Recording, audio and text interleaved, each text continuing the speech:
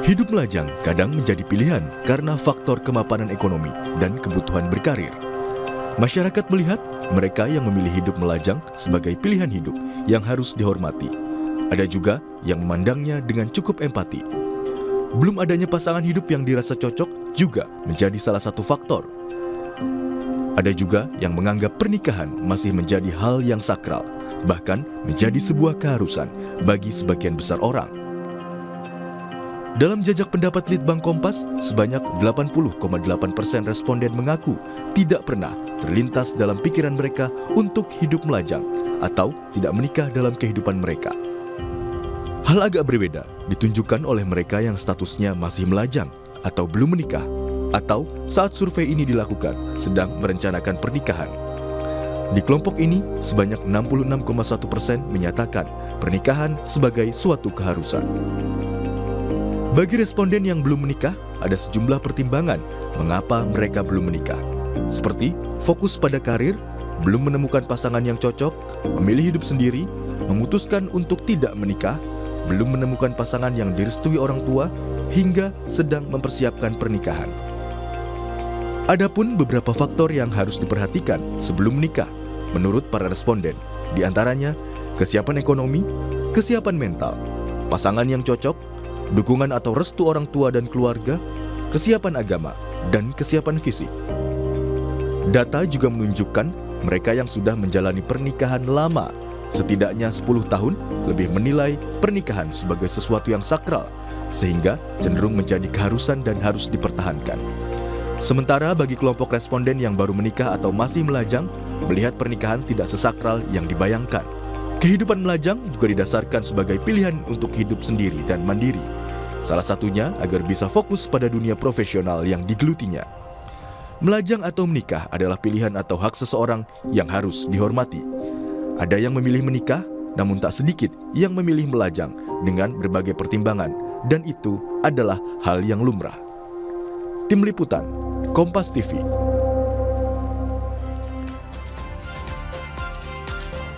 Saudara, hidup melajang kadang menjadi pilihan karena berbagai pertimbangan dan faktor, mulai dari faktor ekonomi hingga restu keluarga. Sementara itu, nggak sedikit orang yang menilai bahwa pernikahan adalah sesuatu yang sakral dan menjadi sebuah keharusan. Lantas pertanyaannya, bagaimana seni dalam menjalani pilihan hidup antara melajang dan juga menikah?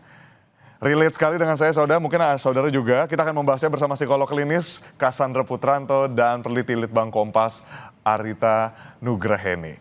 Selamat pagi Mbak sekalian, sehat-sehat semua ya di rumah ya. Mikirin soal melajang dan menikah nih, jadi hal yang menarik. Pagi ini kita akan bahas ke Mbak Arita terlebih dahulu. Mbak, dari data yang dimiliki Litbang Kompas, bagaimana persentase perbandingan responden yang memilih menikah dan juga melajang? Lalu faktor apa sebenarnya yang melatar belakangnya yang mempengaruhi? Oke, halo selamat pagi Mas Erwin. Jadi memang kita sebenarnya berangkat dari POV untuk melihat fenomena ini ya, melajang ya. Jadi kita mau lihat, ada nggak sih bagaimana pendapat publik begitu terkait lajang ini. Jadi kita susun pertanyaan ke publik untuk jajak pendapat ini kurang lebih 500 responden. Kita mau melihat nih satu dari bagaimana mereka melihat memilih hidup melajang. Kedua, apakah itu pernah terlintas di benak mereka, baik yang saat ini sudah menikah ataupun belum. Kemudian apakah juga gaya hidup melajang ini sudah makin diterima. Nah, kita melihat 2 dari 10 begitu ya, pernah loh terlintas untuk hidup melajang. Jadi 2 dari 10 ini memang sedikit punya kecenderungan disampaikan oleh responden perempuan. Dan juga ada kecenderungan disampaikan oleh responden usia produktif. Nah, dari 10 responden yang kita lihat pernah terlintas untuk hidup melajang, kita juga melihat ada 3 dari 10 yang kemudian melihat hidup melajang itu sebagai sebuah pilihan hidup, bukan lagi sebagai sebuah kenelangsaan begitu ya. Nah, memang ini jadi temuan yang menarik, meskipun kita tidak melakukan studi longitudinal begitu ya, yang dimana kita bisa membandingkan apakah ada pergeseran atau tidak, gitu. Oke, jadi tadi yang menarik juga sorotannya terkait dengan bukan karena hopeless gitu ya berarti ya Mbak ya, tapi memang Iya, jadi pilihan benar. ternyata.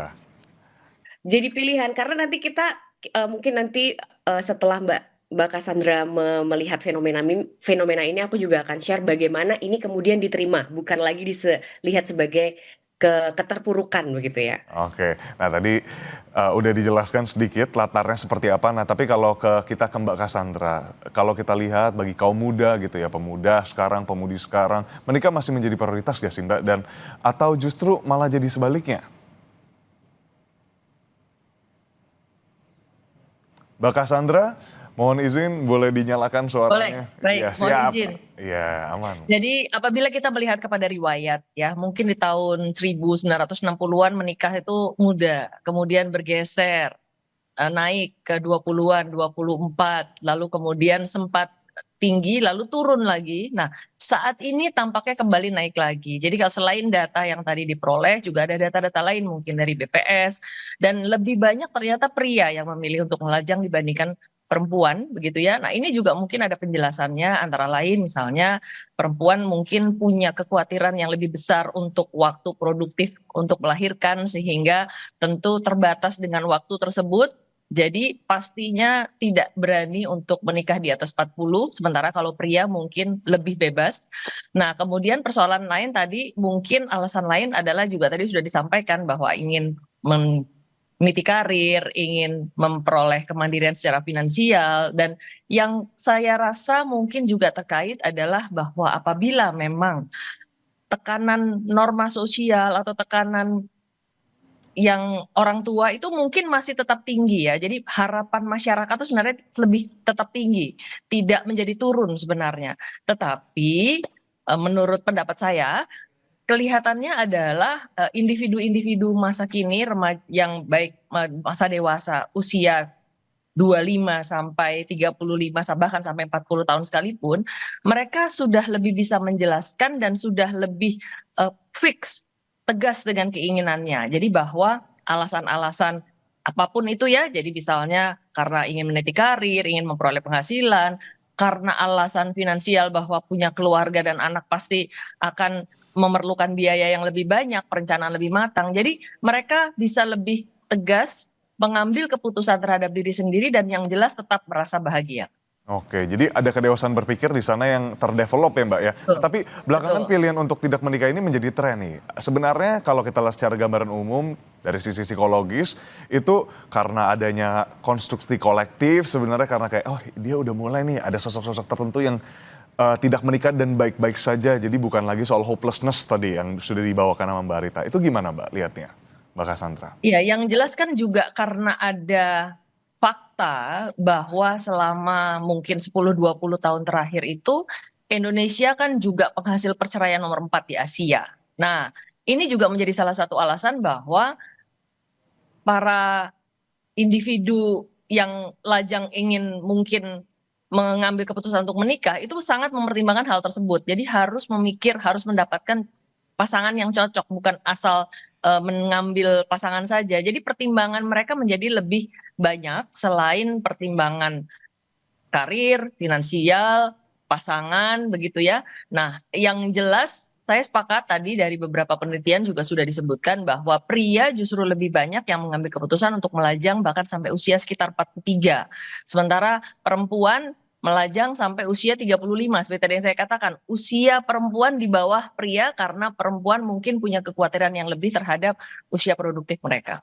Oke, Mbak Cassandra tadi sudah state dari segi dorongan psikologis di sana ada fakta-fakta menarik juga. Nah ini fakta ini yang menarik untuk ditanyakan lanjut ke Mbak Rita. Mbak Rita, ini kalau kita lihat sebenarnya faktor apa yang mempengaruhi responden memilih melajang dan tadi sempat disebutkan ini teknis sedikit ya, mungkin dengan tadi survei longitudinal. Seberapa penting nantinya untuk sebenarnya untuk ada feedback sih, untuk ada maksudnya lanjutan dari survei ini gitu Mbak.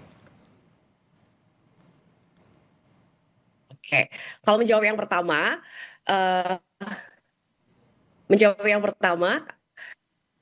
apakah suaraku terdengar? Sepertinya aku Terdengar Mbak.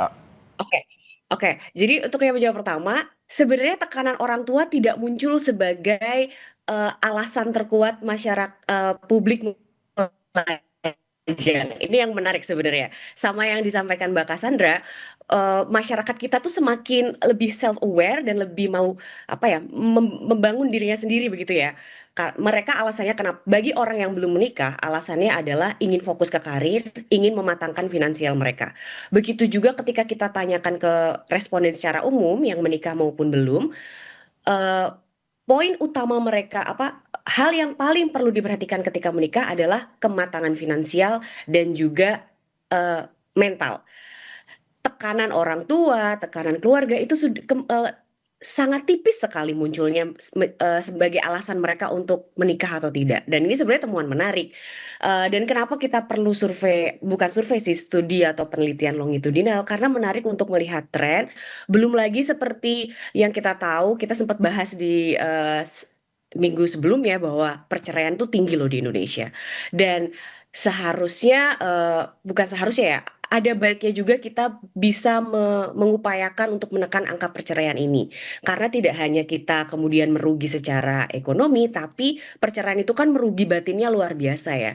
Nah, ini yang coba kita kalau dari sisi kami di Litbang Kompas pengen juga memberikan sumbangsih bagaimana sih ketika masyarakat kita menilai pernikahan itu tidak hanya untuk memenuhi perjalanan hidup, tapi sesuatu yang perlu kita persiapkan juga gitu. Dan salah satunya kenapa ekonomi muncul, kemarin kita juga sempat mengolah data sekunder dari BPS, ada kecenderungan perempuan dan laki-laki yang bekerja itu relatif memulai dengan gaji yang sama. Tapi ketika perempuan menikah, dia cenderung stagnan dari sisi pendapatan, sementara laki-laki meningkat drastis. Nah, ini mungkin kalau dari kacamata sosial kita bisa melihat bahwa ruang kerja pun masih sedikit bias gender di mana mungkin laki-laki lebih dipercaya begitu ya untuk mendapatkan jabatan lebih tinggi dan dia dianggap sebagai kepala keluarga sehingga dia harus memenuhi kebutuhan ekonomi. Nah, mungkin juga stagnasi ekonomi ini yang dilihat mungkin sebagai sebagian perempuan untuk menunda dulu pernikahan sebelum secara finansial dia mapan. Karena kalau Mbak Cassandra tadi melihat perempuan tidak bisa menunda terlalu lama karena faktor biologis, kecenderungan yang tertangkap di jajak pendapat pada periode tertentu ini justru perempuan lebih kuat begitu ya, memilih untuk menunda pernikahan asalkan karir dan ekonomi mereka mapan dulu. Mungkin ketakutannya adalah itu ketika menikah, karir mereka justru stagnan atau bahkan mungkin mengalami kemunduran. Sebenarnya ini jadi realitas konstruk yang nggak benar, tapi tidak bisa dibenarkan juga gitu ya. Harapannya ya bisa semakin inklusif, semakin Betul. equity, equality-nya juga di sebuah lingkungan kerjaan juga jadi hal yang bisa sama-sama jadi sorotan ini karena udah jadi campuran nih mindset antara orang untuk nantinya menikah atau tidak menikah dan ternyata faktor sosial ekonomi itu mempengaruhi banget. Mbak Cassandra ini lihatnya gimana nih Mbak kalau soal ini? Kita geser sedikit ke faktor sosial ekonomi. How it affects, bagaimana ini akhirnya bisa berdampak? Baik, sebenarnya justru kita harus menganalisa ini dengan lebih mendetil ya. Bahwa hasil penelitian Mbak Rita ini bukan salah, benar, karena yang objek penelitiannya kan adalah individunya, dewasa muda yang ditanya. Justru ini semakin membuktikan apa yang tadi saya sampaikan, bahwa mereka lebih resilient, mereka lebih tegas untuk menyatakan bahwa maaf buat saya, yang penting adalah ini, dan ini. Masalah tekanan sosial itu tidak menjadi hal yang penting buat saya. Itu kan gitu ya. Nah, persoalannya kalau ditanya, apakah tekanan sosial normatif masih ada? Masih. Nah, ini jawaban saya nih ya kan. Di banyak wilayah di Indonesia, terutama di kota seluruh wilayah Indonesia gitu ya. Tekanan sosial itu masih ada, baik dari masyarakat maupun dari orang tua. Tetapi karena ada pergeseran persepsi, pergeseran, ketegasan ini tadi. Jadi dewasa kita lebih tegas. Kalau dulu nggak berani ngelawan gitu ya. Kalau sekarang udah bisa lebih berani. Ini lebih penting buat saya gitu. Jadi itu yang memang sangat mendasari adanya faktor ini. Ini sangat menarik gitu ya. Berarti memang kita dewasa muda di Indonesia ini sudah lebih punya independensi untuk mengatur diri sendiri, melepaskan apa yang akhirnya mungkin menjadi tekanan sosial atau tekanan keluarga. Nah, ketika kita bicara tentang hasil tekanan ini dari sisi finansial, pertimbangan finansial menjadi hal yang menempati faktor utama. Tadi saya juga sudah katakan finansial, karir, kesempatan, kekhawatiran terhadap mungkin adanya potensi resiko, ada perceraian, ketidakmampuan membiayai, itu akhirnya menjadi satu rangkaian yang sangat menjadi pertimbangan para dewasa muda di Indonesia. Nah, tentu saja ini merupakan hal yang sangat wajar. Jadi saya cenderung mendukung dalam arti tidak bisa mengatakan bahwa ini tidak benar atau benar karena semua kembali lagi kepada pilihan. Karena semua ini akan dijalani oleh masing-masing. Kita tidak hidup di dalam mimpi orang lain, harapan orang lain. Permasalahannya kan di Indonesia kan masih nanya, udah kuliah, udah selesai kuliah, udah kerja, udah selesai kerja, kapan menikah, udah kapan menikah, kapan punya anak, udah punya anak satu, kapan punya anak dua. Nah ini masih ada sebenarnya, walaupun dewasa muda sudah tidak terlalu mempertimbangkan, sudah bisa lebih tegar untuk berpikir ini adalah kebutuhan saya dan saya akan menjalankan ini. Dan sekali lagi bahwa tingkat keputusan usia, tingkat usia mereka memutuskan untuk menunda itu bahwa pria bisa sampai umur 43 sampai 44. Itu tidak lagi menjadi sebuah image buruk. Ih kok dia nggak kawin-kawin kenapa ya gitu. Itu udah. Jadi sudah bisa lebih diterima karena ketegasan ini juga milik banyak orang. Orang tua pun juga mungkin banyak sudah ya sudahlah terserah anaknya yang penting dia bahagia gitu ya. Nah, kalau perempuan artinya tadi ya itu tadi ya mereka menghitung paling tidak sampai usia 35 sampai 36. Nah, sekalipun ada perempuan yang misalnya lewat sampai usia 40 sampai 41. Nah, itu pertimbangannya sudah bukan sosial ekonomi lagi, tetapi justru ada pertimbangan lain yang tentu saja mungkin kita sudah pernah dengar, misalnya ada istilah child free gitu. Jadi mereka memang sudah memutuskan untuk tidak memiliki anak, jadi untuk supaya memiliki kualitas hidup yang lebih baik. Oke, Mbak Cassandra ini tadi menarik karena Mbak Cassandra sempat bilang soal tekanan. Nah itu kan sebenarnya jadi tekanan psikologis ya Mbak ya, ditanya gitu. Dan ini bentar lagi kita udah mau masuk ke Desember, jadi tahunan juga ketemu sama keluarga di akhir tahun pun nanti lebaran gitu ya. Banyak yang suka nanya, nah itu gimana Mbak melihatnya? Apakah kan itu juga jadi tekanan psikologis sebenarnya?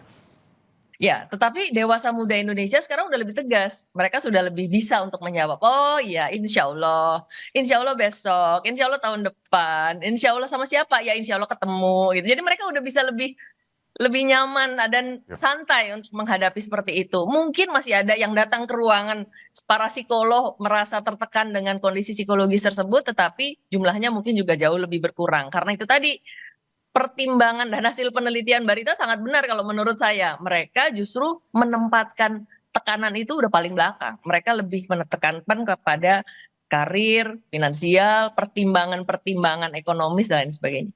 Oke, jadi sebenarnya juga kalau kita lihat di medsos udah banyak yang buat tutorial ya cara menjawab tante dan om kita kalau bawel gitu.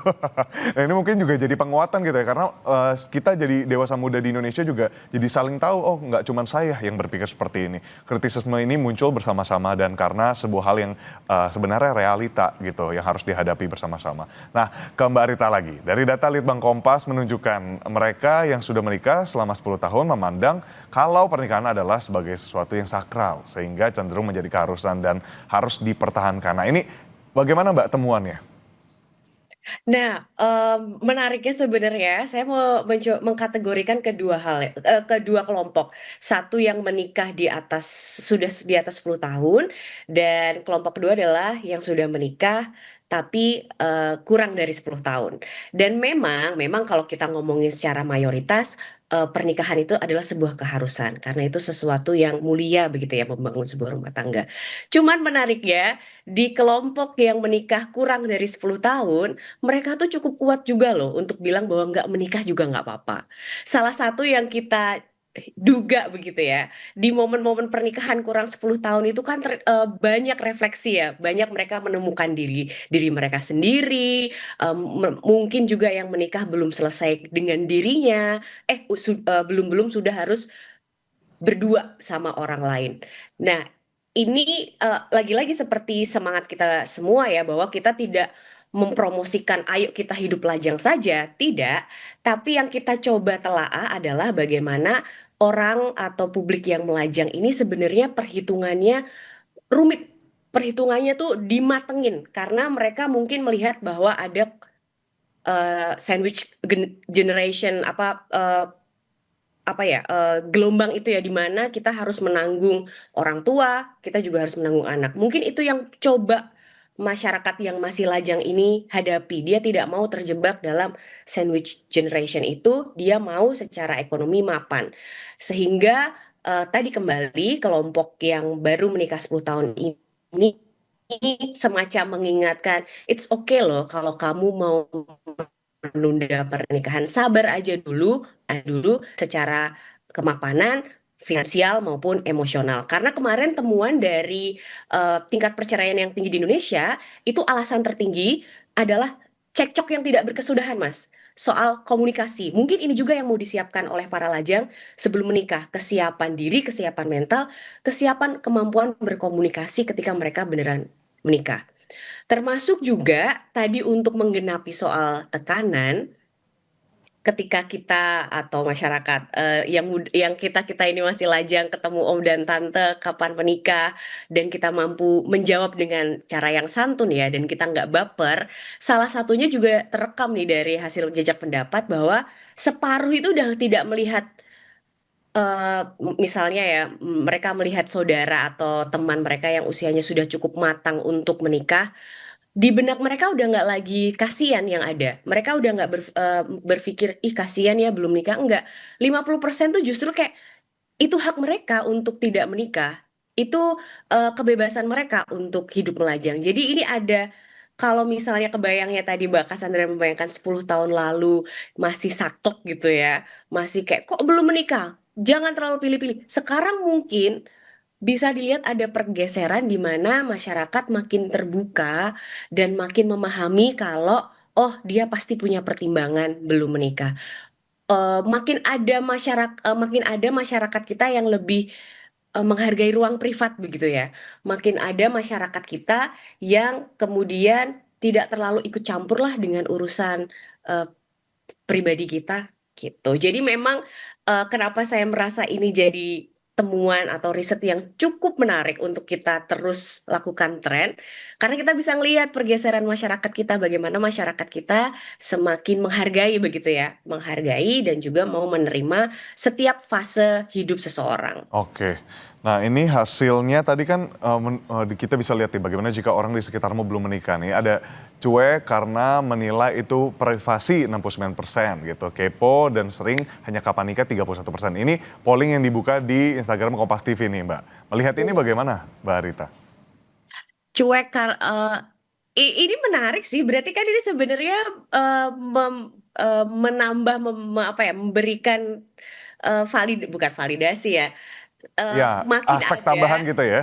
aspek tambahan, temuan baru ya kan, temuan baru bahwa ya cuek aja, kita bukan mengarah menjadi masyarakat yang individualis, tidak, tapi justru semakin masyarakat yang dewasa, tahu mana ranah privat, tahu mana ranah publik, mana yang perlu ya kepo itu kan sebenarnya ada sisi positif, ada sisi negatif. Salah Ya, satu sisi ya. negatifnya kan kamu mencampuri urusan orang lain begitu ya. Iya. Siapa tahu orang itu tidak siap loh, tidak semua orang bisa bercanda terhadap situasi private mereka, dan mungkin beberapa ini jadi movement yang baik karena dalam artian satu dua orang kan juga tertekan dan dia menghadapi situasi kesehatan mental yang severe karena tekanan-tekanan seperti itu. Harapannya ini menjadi satu gerakan komunal yang ayo kita harus happy, kita harus menghargai sesama, kita harus menghargai pilihan masing-masing karena timeline orang-orang itu memang beda-beda. Belum lagi kalau kita membandingkan dengan negara tetangga ya, di mana mereka mampu ketika menikah melihatnya salah satunya misalnya kemarin aku lihat perbandingan data dari Australia, misalnya Australia, Singapura, Malaysia, tingkat perceraiannya mereka rendah, tapi cara mereka memaknai pernikahan itu sakral. Jadi itu Oke. kan yang pengen kita ciptakan, memaknai pernikahan tetap sakral, tidak sedikit-sedikit karena hal yang sepele mengajukan perceraian. Tujuannya kan ke situ. Nah, jadi tadi juga membangun sensitivitas sebenarnya ya. Jadi bukan sensi, tapi Iya sensitif. benar, Jadi lebih sensitivitas, rasa berempati gitu empati. ya. Nah, Mbak Cassandra, Betul. tadi ada beberapa poin menarik yang disampaikan sama Mbak Rita. Nah, terkait salah satunya adalah edukasi pranikah. Untuk duduk bareng, tadi Mbak Cassandra juga sempat bahas soalnya. Ini soal preferensi masing-masing. Yang ngejalanin berdua gitu. Jadi sebenarnya us against the world gitu ya. Nah, tapi gimana edukasi pranikah ini penting, Mbak? Dan mungkin ada sekedar tips dari best practice-nya Mbak Cassandra melihat banyaknya kasus yang mungkin pernah Mbak Cassandra telaah seperti itu, analisis. Ya, jadi memang artinya keputusan untuk menikah, hidup bersama, mengarungi kesulitan, susah dan senang itu bersama, itu tentu perlu kesiapan mental yang luar biasa dan cocok, ya harus cocok. Artinya menerima segala kelebihan dan kelemahan pasangan. Nah, persoalannya orang seringkali ketika jatuh cinta, mungkin ya hanya terpikirkan yang indah-indah aja gitu. Lovey-dovey ya, Mbak? Pertimbangan ini kan harus tinggi, harus tetap dilaksanakan bagaimana menyikapi, bagaimana menerima hal-hal yang mungkin tidak bisa kita terima misalnya. Jadi itu alasannya mengapa konseling pernikahan atau pranikah itu sangat dibutuhkan. Di dalam konseling pranikah juga pasti ada assessment-nya. Jadi melakukan pemeriksaan psikologis terkait profil psikologis kedua belah pihak begitu ya. Lalu kemudian memaparkan hal tersebut supaya apa? Bukan supaya nakut-nakutin, di sini orangnya begini loh, oh yang sini kalau tidur ngorok loh, yang ini nggak suka tutup pasta gigi loh kalau habis make. Bukan itu ya, tetapi lebih kepada karakter ini seperti ini, yang ini karakter seperti ini, dan kalau bisa itu dicapai kesepakatan sebelum menikah. Jadi memahami diri dan pasangan itu sangat penting. Itu yang biasanya dilakukan di dalam konseling pranikah oleh para psikolog yang tentu saja punya kompetensi. Oke. Pertanyaan terakhir untuk masing-masing narasumber kita, tadi udah kita bahas banyak ya sebenarnya turunannya, kalau kita bahas sangat detail dan mungkin kompleks di sana pun tadi peruntukan dari temuan riset ini, bagaimana riset ini mungkin bisa dikembangkan menjadi tren, juga untuk kedewasaan masyarakat, untuk edukasi yang lebih besar lagi di masyarakat. Kita Mbak Cassandra mungkin ada harapan melihat dengan temuan ini, melihat fenomena ini, apa yang Mbak Cassandra kira-kira bisa simpulkan dan semangati para dewasa muda yang di Indonesia. Saya yakin bahwa semua masyarakat Indonesia mengharapkan bangsa Indonesia ini untuk menjadi bangsa yang maju ya. Dan untuk itu tentu menjadi tanggung jawab kita semua untuk membangun bangsa. Nah, membangun bangsa dimulai dari keluarga kecil dan tentu saja kita semua punya tanggung jawab. Jadi biarkanlah para dewasa muda untuk mempertimbangkan sendiri secara seksama karena mereka lah yang akan menjalani dan menghasilkan generasi muda bangsa Indonesia yang tentu saja siap menghadapi tantangan dunia. Oke, kalau Mbak Arita melihatnya dari sisi riset ke depannya, mengapa ini penting dan harapannya seperti apa, Mbak? Kalau menurutku ini jadi titik tolak yang sangat menarik untuk kita kembangkan, karena kalau kita ngomongin fenomena sosial itu kan sebenarnya tidak ada habisnya dan kita bisa menjadi bangsa yang besar tuh kan salah satunya dari kita memahami diri, memahami fenomena sosial di masyarakat kita. Jangan kalau salah satunya kita membicarakan lajang, kita juga kita harus menggarisbawahi seperti yang kita obrolin tadi ya, kita tidak mempromosikan orang untuk melajang. Yang kita coba lakukan adalah mengencourage masyarakat untuk lebih memahami diri dan lebih melihat pernikahan sebagai sesuatu yang sakral, sebagai sesuatu yang harus dipersiapkan, bukan sesuatu fase hidup yang ya udahlah kita laluin aja. Selain itu kalau dari sisi riset ini menarik banget, setiap tahun kita bisa kita bisa track masyarakat kita bagaimana sih cara mereka memahami publik yang masih lajang walaupun usianya sudah matang. Karena in this economy lagi-lagi kalau misalnya alasan masyarakat adalah ingin menguatkan ekonomi, jangan-jangan kalau nanti ekonomi kita baik-baik semakin membaik, ekonomi kita situasi politik semakin membaik, nggak menutup kemungkinan loh jangan-jangan ada kaitannya sama tingkat pernikahan masyarakat. Karena masyarakat kita semakin cerdas aja kayak kalau kita ngelihat mereka tidak lagi melihat pernikahan itu sebagai bagian dari tekanan keluarga, mereka bisa benar-benar melihat pernikahan ataupun pilihan untuk melajang sebagai pilihan yang dipikirin beneran, mindful terhadap pilihan. Oke, tadi ada dua hal penting yang mungkin bisa kita simpulkan, yakni konseling pranikah menjadi hal yang penting untuk duduk bersama, jadi secara emosional juga terpupuk. Lalu tadi Mbak Rita menyampaikan juga ini jadi penting karena ketajaman berpikir yang diseimbangi dengan value-value pernikahan. Pernikahan sebagai hal yang sakral tidak dilupakan. Terima kasih banyak Mbak sekalian atas fruitful discussion hari ini, diskusi yang luar biasa dengan Mbak Cassandra Putranto, psikolog klinis, dan juga ada Mbak Arita Nugraheni selaku peneliti Litbang Kompas. Terima kasih Mbak, selamat pagi, selamat melanjutkan aktivitas, selamat akhir pekan. Terima kasih, selamat pagi, salam hormat. Saudara, usai jeda ada informasi lain yang akan hadir di Sapa Indonesia Pagi. Salah satunya anggota TNI Polri menemukan 34 bungkus plastik hitam berisi puluhan ribu pil ekstasi di dalam mobil yang mengalami kecelakaan di Tol Bakauheni, Terbanggi, Besar. Informasinya kami hadirkan usai jeda.